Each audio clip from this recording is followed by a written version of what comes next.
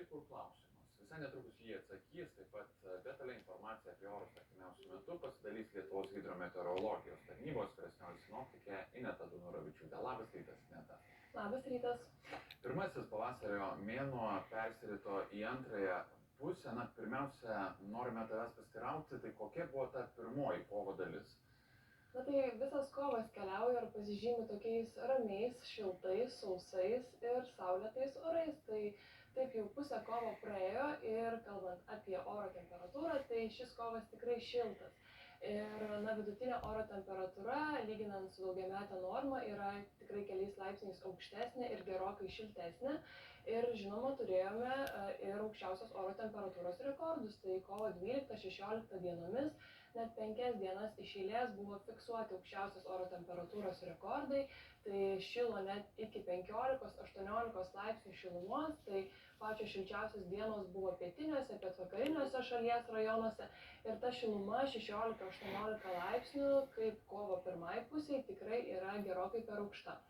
Kalbant apie kritulius, tai su krituliais yra situacija šiek tiek sudėtingesnė, kadangi prabėgo pusę kovo ir iškrito vos 5% mėnesio kritulių normos. Ir tikrai ne visur jie iškrito, daugiau lietaus gavo vakariniai šalies rajonai, ten irgi tik 5-7 mm, tai labai nedaug to lietaus, o rytų Lietuvoje iš vis neiškrito nei lašo, nors jau prabėgo pusę mėnesio. Tai artimiausiomis dienomis, pavasaris ir toliau įsibėgės, tai žinoma, sniegas ištirpo, ledai upėse pajudėjo ir pavasaris toliau tęsiasi.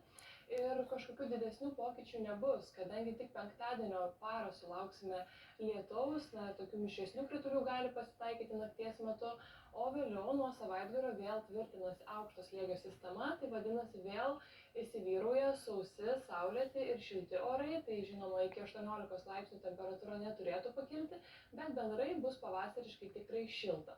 Ir visų pirma norėčiau parodyti debesų vaizdą vakar dieną, kaip atrodė mūsų regionas, tai keliaujant nuo Lietuvos į vakarus, tai didesnė Europos dalis iki pat Prancūzijos ir Ispanijos yra visiškai giedri orai, anticiklonas čia įsitvirtinęs.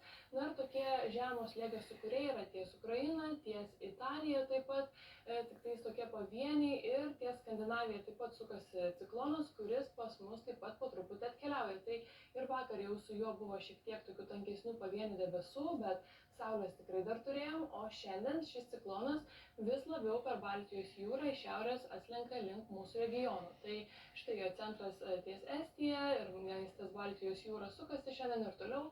Tai ką mums šiandien slems, tai didesnį debesuotumą. Tai pietryčių Lietuvoje džiugins saulė, o vakariniuose šalies rajonuose, šiaurės vakarų Lietuvoje daugiau jau dangus apniuks, įsivyrus nepastovus debesuotumas ir vakarop jau į patį vakarą šiaurės vakariniam šalies pakraštyje gali jau šiek tiek ir palynoti.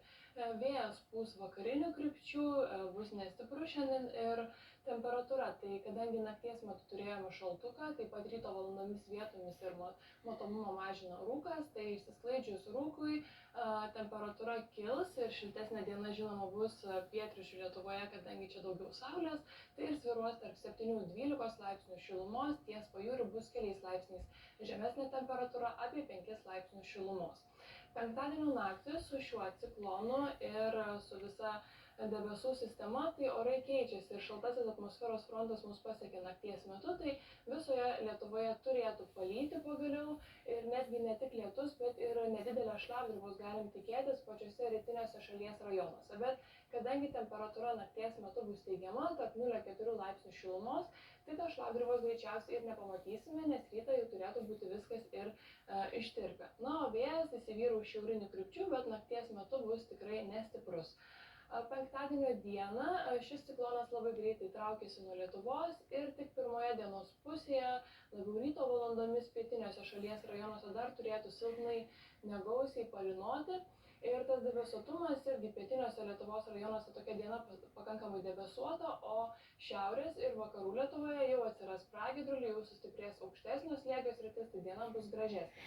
Atitinkamai temperatūra pasiskirstys, tai pietiniuose rajonuose tik tarp 6-8 laipsnių šilumos, o šiaurės vakarų Lietuvoje šiltesnė diena, čia turėtų ir iki 10 laipsnių temperatūra pakilti. Na ir šeštadienio naktis, tai viskas keičiasi, visi debesis, visi krituliai atsitraukia ir nuo Baltijos jūros jau pamažu stiprėja aukštesnio slėgio sistema. Tai nakties metu jau išsigiedris, debesų bus visiškai nedaug, taip pat nematyti jau ir jokio lietaus, vėjas nurimsta ir temperatūra nakties metu krenta žemiau nulio, tai daug kur turėtų lengvai pašalti iki 0,4 laipsnių šalčio, o ties pajūriu išsilaikys silpnai teigiama temperatūra apie 1 laipsnį šilumos. Ir toliau šeštadienio dieną, tai tas anticiklonas ir toliau stiprėja virš Lietuvos, tai matom, kad visa didžiulė aukšto slėgio sistema apima mūsų regioną, tai dangus vėl giedras, tokie pavieniai žemesni debesis nebent praplauks piečiau Lietuvos, tai džiaugsime saulėta gražia ir sausa diena, vėjas taip pat bus visiškai nestiprus, na ir temperatūra jau šeštadienio dieną turėtų kilti iki 8-13 laipsnių šilumos. Tai tokia maloni pavasariška diena.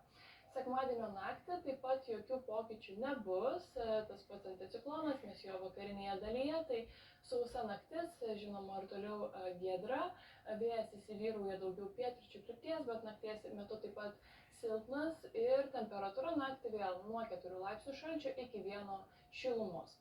Sekmadienio dieną šis anticiklonas niekur nesitraukia, tai dar viena graži saulėta pavasariška diena, vėl tokie žemesni debesis piečiau Lietuvos slenka ir visame mūsų regione, tai tikrai saulėti, sausi orai tęsiasi, vėjai taip pat nestiprus, na ir temperatūra sekmadienio dieną turėtų kilti dar aukščiau, tai jau iki 9-14 laipsnių šilumos, pietiniuose, pietvakariniuose rajonuose turėtų šilti ir iki 15 laipsnių. Na ir naują savaitę, tai pirmadienio naktį taip pat jokių pokyčių, tas pats anticiklonas, tai vadinasi nakties metu sausi orai, irgi debesuotumas išliks tikrai mažas, vėjai nestiprus, na ir temperatūra vėl nuo 2 laipsnių šalčio iki 3 šilumos, tai tokia svyruojanti apie 0. Ir pirmadienio dieną pokyčių irgi mažai, tačiau nuo Baltijos jūros pamažu artėja žemesnio slėgio sistema, tai šiek tiek vėjas turėtų sustiprėti, jau pietinių krypčių vėjas įsivyraus vidutinio stiprumo, bet žvelgiant plačiau, tai vėlgi anticiklonas ir panašus orai, tai sausi, saulėti ir šilti iki 10-15 laipsnių šilumos. Ir žinoma, šilčiausias diena vėl bus pietiniuose, centriniuose šalies rajonuose.